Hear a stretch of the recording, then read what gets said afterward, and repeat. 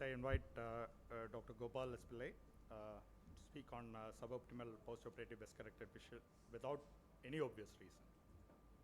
Thank you very much, Dr. Srini. These are a set of very, very common problems that will occur to any practicing cataract surgeon, and I congratulate him on bringing all these in here. So, what if we operated one case, we finished it, and next day when we saw everything is looking all right, but the vision is not there? A suboptimal visual recovery after a clean case with no obvious reasons. So in this presentation, we'll look through what are the reasons, what can be done for such conditions, how to counsel the patients, and documentation is very important because tomorrow this may lead to a legal angle. So we can look at preoperative causes, intraoperative causes, and postoperative causes. See, in many of these patients where there is no obvious reason, probably if you dilate, if you look inside, there may be subtle findings which can lead to a problem. So first thing, preoperative evaluation, what is most important is the cataract, the amount of cataract commensurate with the visual loss? That is a very important question that you need to answer. See, when you are in a high volume setup where any cataract would come, you pick some people up and then have an axial length keratometry, get an IOL power calculation, put it. But this is very important that is the amount of cataract commensurate with vision loss. You can evaluate cataract through a slit lamp or through a distant direct ophthalmoscopy. You look at a dilated image of the lens and then do that.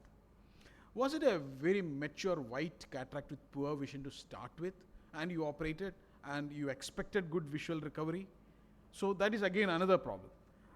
Always check the pupillary reflex, because pupillary reflex is one examination technique which can rapidly tell us the integrity of the posterior segment. Is the retina and optic nerve normal? In an undilated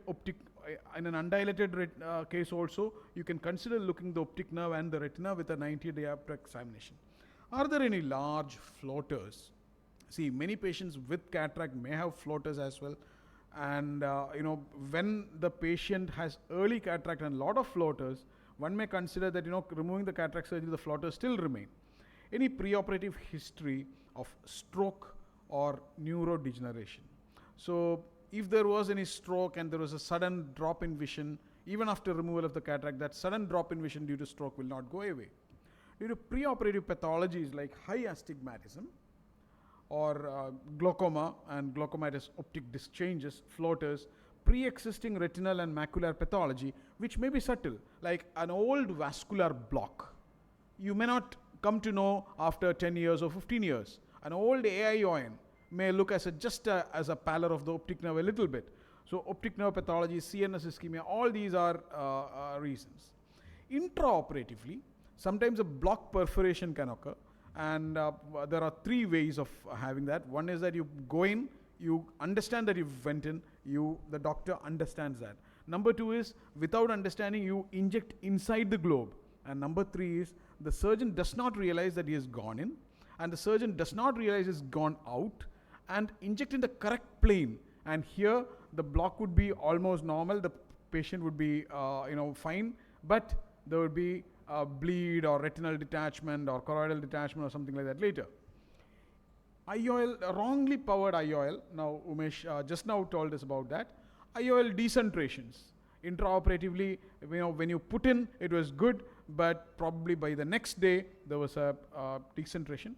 Intraoperative AION, when the pressures are held very high to maintain the anterior chamber in susceptible discs, like for example a diabetic disc, a brittle diabetic with a nephropathy, or even a glaucomatous disc, what can happen is that final few fibers can just go off with an intraoperative AION. Intraoperative vascular block can occur whenever the pressures are very high during when you are massaging after a block, or during heightened bottle. Intraoperative choroidal detachment or suprachoroidal hemorrhage, which on a posterior pole examination you may miss also. Vitreous hemorrhage and suturing, tight suturing, etc. Postoperatively, you could have a choroidal detachment and the choroidal detachment can actually cause PR inaccuracy as well. So here is a case where in the posterior pole examination you may not find anything, but a choroidal detachment may be there in the periphery.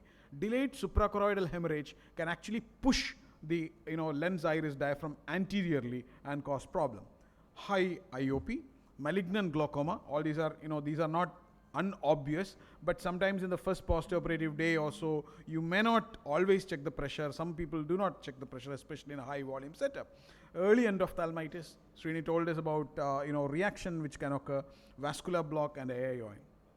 Now, delayed postoperatively, decentered or dislocated. Okay, all right. So, PCO, PVD, vitreous hemorrhage, CME. CME is another important reason. What can be done? Preoperative problems like astigmatism, you may need to treat that with keratotomies. Glaucoma, obviously management is to be done.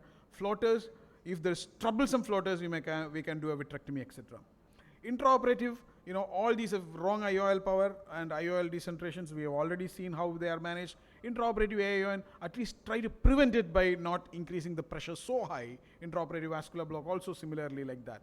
So post-op problems, high IOP, malignant glaucoma, obviously you may have to treat it, and choroidal hemorrhage, yes, a retinal surgeon needs to be coming in. Delayed postoperative problems also have their own management.